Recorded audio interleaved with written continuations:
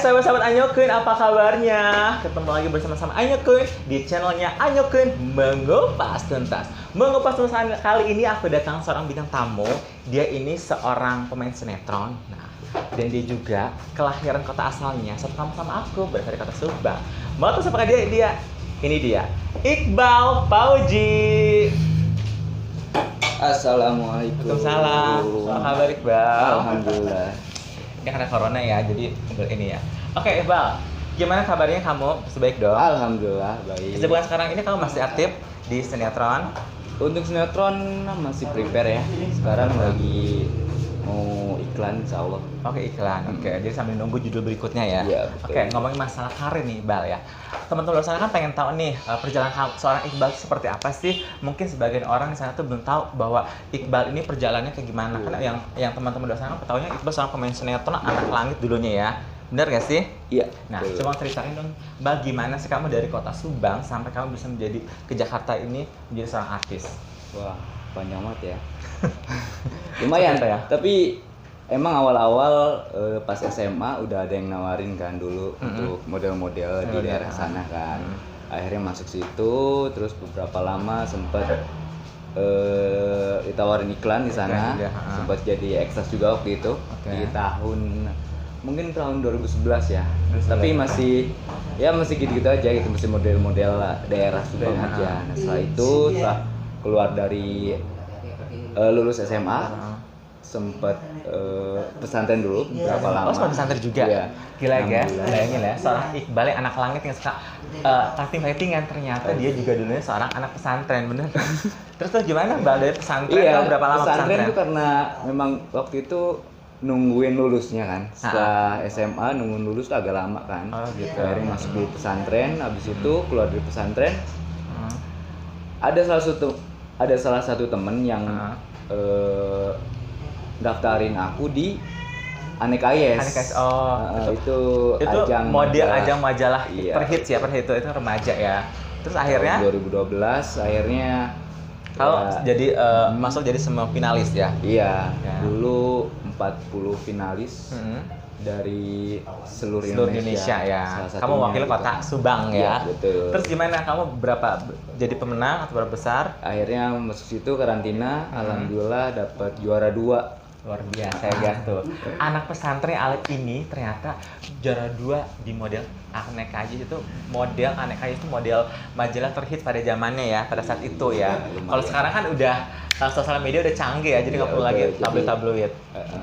Terus akhirnya dari situ mungkin kamu ketemu manajemen casting segala macam manajemen mulai ketemu ada yang nawarin waktu itu masuk manajemen, lebih tepatnya label musik. Akhirnya aku ditawarin ke situ, kontrak di sana selama 3 tahun, dan di sana juga diarahin ke kelas acting dan kelas vokal. Gitu. Cuman nggak terlalu nggak terlalu aktif karena memang di label musik kan waktu itu dan aku masih fokus di musik. Akhirnya nggak lama dari sana aku mulai latihan acting. Nah, yang guru acting ini nawarin aku buat casting ke PPH. Iya. Kalau misalnya sama PPH nih, sebelum aku tanya Bang, kan kamu tuh waktu jadi model itu kenapa si label musik ini kenapa mengontrak kamu, misalnya ngajak kamu?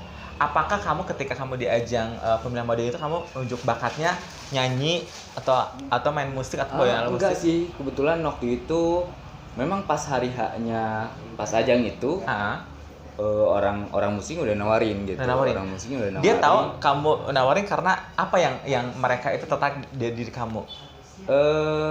Ya memang aku dari awal udah kayak ngasih unjuk kalau aku tuh lumayan bisa gitar, bisa banyak alat musik. Iya, terus dari sana mereka punya konsep buat aku untuk dijadiin satu band, dalam satu band, dan ternyata pas masuk mungkin ada beberapa problem yang bikin gak jalan, jadinya aku diarahin ke acting gitu. Apalagi pada zaman dulu tuh kan juga seorang band musik itu lagi hits-hitsnya ya. Iya, gitu loh. agak lumayan sih mulai beralih dari band-band ke solo-solo ya. Solo. Jadi agak berpengaruh sih pas waktu aku masuk situ kan memang fokusnya di band. Dan di situ lagi beralih ke solo. Jadi solo. mungkin timingnya belum tepat sih. Oke. Setelah kamu jalani solo itu selama nanti akhirnya kamu dikasih fasilitas untuk sekolah acting dari si label itu. Iya. Nah terus dari si label itu akhirnya kamu dikasih tawaran sama si guru actingnya untuk ke PH-PH. Casting ke PH-PH. Pernah nggak sih Bal selama kamu terjun di dunia acting gitu loh, awal-awal kesulitan apa sih yang kamu pernah alami? Misalkan kamu pernah kena omelan sutradara gara-gara salah dialog atau apa? Ada nggak sih pengalaman yang tidak menyenangkan? Pasti ada aja sih. Ya mungkin awal-awal kita masuk entertain kita belum tahu lapangannya kayak gimana, kita belum tahu karakter masing-masingnya kayak gimana, dan kita pasti belajar lah, masih belajar. Betul. Dan ya gitu sambil belajar sambil lihat dan mungkin waktu itu ya pernah aku salah-salah terus, akhirnya dimarahin sampai dipukul. Kamu pernah nggak sih, kan biasanya kalau orang Sunda nih ya, logatnya kental sekali tuh. Ya. Nah ketika kamu dapat dialog banyak nih, kamu pernah nggak sih punya pengalaman tuh yang kamu tuh diomelin, oh ini dialognya maksudnya jangan kelihatan asal, biasa kan gitu kan? Ya. Pernah nggak sih kamu? Ya pernah banget, bahkan kan. Atau ya, kamu sebelum kamu syuting itu kamu udah digembleng sama coach acting kamu, jadi akhirnya logat kamu tuh ketika kamu berdialog tuh aman gitu? Salah satunya itu. Dan memang aku kan memang orang kampung banget. Dan nggak pernah, kalau ngobrol pun jarang gitu kalau untuk ngomong bahasa Indonesia. Jadi pas datang ke Jakarta bisa dibilang kaget lah. Dan ya alhamdulillah untungnya aku masuk di lingkungan yang benar-benar orang-orang tuh support. Jadi waktu itu selalu aja memang orang-orang pas ketemu aku pasti udah nyakain, ini orang Sunda ya, ini logatnya Sunda banget nih gini. Cuman itu karena teman-teman yang support akhirnya nyuruh kalau ngomong tuh usahain bahasa Indonesia. Mau kayak anak gaul Jakarta, anak selatan lah ya. Usahain bahasa Indonesia ya. Akhirnya terbiasa, jadi dapat dialog ya pastinya untuk dapat dialog awal-awal reading dulu ya, dan nyocokin gimana sih artikulasinya, intonasinya kayak gimana gitu. Agak lumayan karena aku memang agak problem di masalah logat. Jadi itu hal tertantangan banget bagi kamu ya, tantangan banget ya. Harus bener-bener berlatih gitu. Sebelum acting, sebelum syuting aja aku pasti sehari sebelumnya udah baca skenario aku dialogin sendiri gitu, aku latihin sendiri kayak gitu. Oh gitu, oke. Terus Bal, selama kamu syuting nih, ada nggak sih, itu kan pengalaman tidak mengenakan, kalau pengalaman yang mengenakannya apa selama kamu syuting? Ada nggak sih, contohnya misalnya kamu ketemu teman baru, ataupun misalnya keluarga baru gitu? Ketemu teman baru, dapat pengalaman baru, dapat ilmu baru, terus kita juga bisa tahu kan caranya kita ngobrol sama orang, sosialisasi, dan kita juga bisa setengahnya bisa nebak tuh karakter orang-orang kayak gimana sih, kita bisa masuk gak sih gitu, gimana caranya kita buat akrab sama mereka gitu, gimana caranya buat bisa masuk ke lingkungan mereka ya. Gitu. Apalagi kan dengan kamu berasal dari kampung, dari daerah ya, jadi ketika masuk sama ketemu orang-orang yang ada di Jakarta kan semua seluruh Indonesia, jadi kamu gimana caranya menempatkan diri kamu supaya orang itu lebih respect sama kamu ya. Oke Bang, selama kamu jalanin acting nih ya, terus kamu tuh gimana awal-awal kamu pas ketika kamu casting PH, pernah ada penolakan nggak sih? Wah banyak banget sih. Misalnya casting iklan segala macem gitu. Aku tuh dulu selama setahun tuh casting iklan itu nggak pernah berhenti ya, setahun nggak pernah berhenti dan nggak pernah stripping casting ya. Kalau orang kan stripping syuting ya, kayak sekarang kamu ini ya. Dulu ternyata kamu awalnya stripping casting juga pernah ngalamin ya. Setahun, bener-bener setahun tuh nggak pernah bolos. Dan ya sehari kan kita bisa datang ke beberapa tempat gitu. Ya beberapa titik ya. Beberapa titik dan belum dapat, memang belum rezekinya. Nah, terus gimana waktu awal-awal kan kamu pasti bingung dengan karakter kamu nih, cara kamu mempresentasikan kepada PH, kepada klien-klien iklan baik pun sinetron gitu kan. Gimana cara kamu membentuk karakter seorang Iqbal Fauzi ini supaya mempercayai seorang PH ataupun seorang klien itu bahwa Iqbal nih yang akhirnya terpilih gitu. Gimana kamu cara nunjukin sama mereka? Ya intinya belajar dengan sendirinya sih ya. Belajar dengan sendirinya dan kita harus punya rasa empati sih sebenarnya. Kayak kita bisa ngelihat nih orang nih butuh apa dari kita. Dan kita juga harus terus update diri kita biar kita upgrade ya diri ya. Biar kita nggak di situ aja nggak bosen gitu orang ngeliat kita. gitu. Dan juga mungkin kamu banyak berobservasi juga, riset yang lainnya sama pengalaman sama artis senior gitu. Nah, kamu pernah nggak sih punya pengalaman yang selama kamu satu frame sama artis senior gitu, yang menurut kamu kalau waktu zaman kamu sering lihat TV, tiba-tiba kamu satu frame sama mereka, pernah nggak sih ada kayak kecanggungan gitu, aduh gue kayaknya agak grogi gitu loh. Pasti gitu kan awal-awal ya. Terus kamu gimana mengatasinya? Iya, itu dia.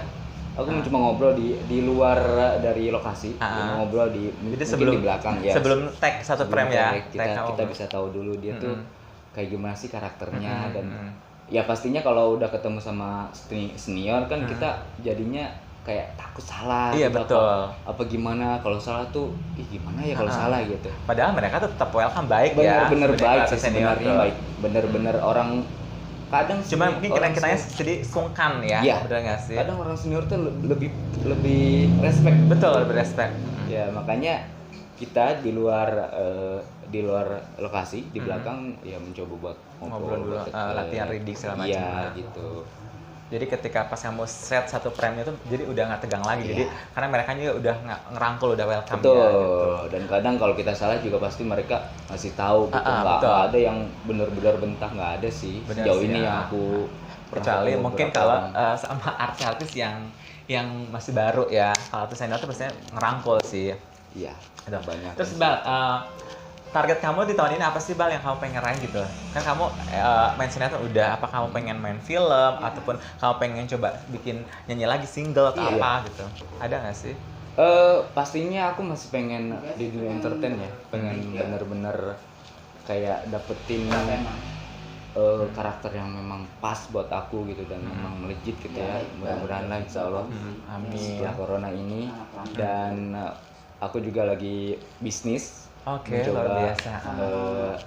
Cari cadangan betul ya. Jadi hasil kamu usaha sinetron itu jadi kamu dialihkan ke bisnis ya. Jadi biar kamu ada iya, ada sampingannya. Benar nggak sih? Karena pun kita mungkin udah lama lah di entertain, tapi kita juga udah ada usaha lain betul. Gitu. Nah, kalau boleh tahu nih, Bang, kamu tuh pengen karakter apa sih yang kamu sangat inginkan? Ataupun antagonis, ataupun melankolis, ataupun kamu jadi orang-orang yang baik, tiba-tiba kamu penyakitan, misalnya kamu sakit atau apa gitu, ataupun kamu jadi pengen orang psikopat gitu loh. Apa yang kamu pengen raih gitu loh misalnya? Sejauh ini siapa tahu nih doanya di teman sana ada seorang PH atau mau bikin film atau apa, tertarik sama kamu gitu. Kan kita nggak tahu. Sejauh ini aku kebanyakan memang antagonis ya, antagonis dan jarang gitu dapat yang protagonis. Ya mungkin aku pengennya untuk beberapa lama ke depan pengennya dapat protagonis. Oke, yang baik-baik, mungkin jadi anak pesantren gitu loh ya, ataupun guru ngaji, bener gak sih akhirnya cinlok lah sama ininya ya, gurunya. Intinya sih pengen semuanya sih, yang psycho juga boleh ya. Pokoknya yang pengen bener-bener aku tuh pengen terjun ke semuanya gitu. Nggak cuma antagonis, protagonis doang, pengennya ke semuanya. Oh iya, Bal, dengar-dengar kan waktu kamu pas kemarin sinetron yang sebelumnya, itu kan kamu kan antagonis, ya kan? Itu kan kamu jadi penjahat gitu kan, geng gitu kan? Itu kan kamu pasti ada berantem-berantemnya. Nah, basic fighting itu gimana? Kamu apakah ada basic fightingnya, misalnya zaman dulu bela diri zaman sekolah, ataupun kamu emang belajar sebelum persiapan sinetron tersebut? Kebetulan aku dulu pernah silat ya, pencak silat pas di SD sampai SMP, dan SMA memang nggak ada itu nggak dikembangin lagi ya?